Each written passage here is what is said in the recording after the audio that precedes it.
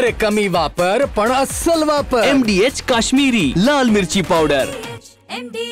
खरं तर बैसरन व्हॅलीमध्ये ज्या वेळेला दहशतवादी हल्ला झाला त्यानंतर काश्मीरमधलं पर्यटन बऱ्याच ठिकाणी ठप्प झालेलं आहे। पहलगाममध्ये देखील अजून म्हणावी तशी गर्दी नाही, पण काही ठिकाणी पर्यटक येत आहेत। हा एक सेल्फी पॉईंट आहे आणि या ठिकाणी आपण पाहतोय हे महाराष्ट्रातले पर्यटक आहेत। लहान मुलांचं हे खरं तर या ठिकाणी आलेले आहेत, त्यांचं फोटो सेशन देखील सुरू आहे। आपण त्यांच्याशी बातचीत करणार आहोत। हल्ला व्हायच्या आधी तुम्ही बुकिंग केलं होतं की नंतर केलं, मग कॅन्सल का केलं नाही किंवा नाही? हल्ला व्हायच्या अगोदरच आमचं बुकिंग वगैरे होतं। हल्ल्यानंतर थोडं विचारात पडलो आम्ही। नंतर काही मित्र वगैरे इथे आलेले होते, त्यांनी थोडी हिंमत बांधली आमची। नंतर मग आम्ही यायचा इकडे पूर्ण प्रयत्न केला आणि इकडे आलो। 48 पर्यटन केंद्रांवर बंदी घालण्यात आली। आता तुम्ही कधी आलात आणि आतापर्यंत कुठं कुठं जाऊन आलात? आम्ही 29ला आलो। आल्यानंतर आधी श्रीनगरला स्टे केला, शिकारा राईड्स वगैरे आणि बोट हाऊसमध्ये थांबलो। नंतर सोनमर्ग, नंतर गुलमर्गला गेलो आणि आज पहलगामला आलो। कुठं भीती वाटली का एवढं सगळं? नाही, भीती वगैरे काहीच वाटली नाही, कारण सिक्युरिटी फोर्स जागोजागी आहेच, त्यामुळे खूप चांगलं वाटत आहे आल्यानंतर। तुम्ही काय सांगाल, नागपूरची गरमी एकतर आणि ही थंडी कसं एन्जॉय करताय?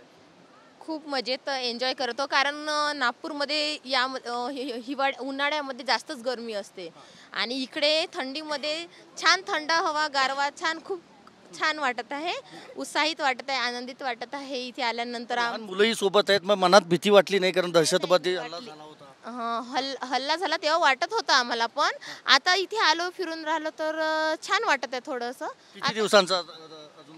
नाही, आता 4 दिवसाचीच होती आमची। आमचं शिकारा राईड झालं, गुलमर्ग झालं, सोनमर्ग झालं।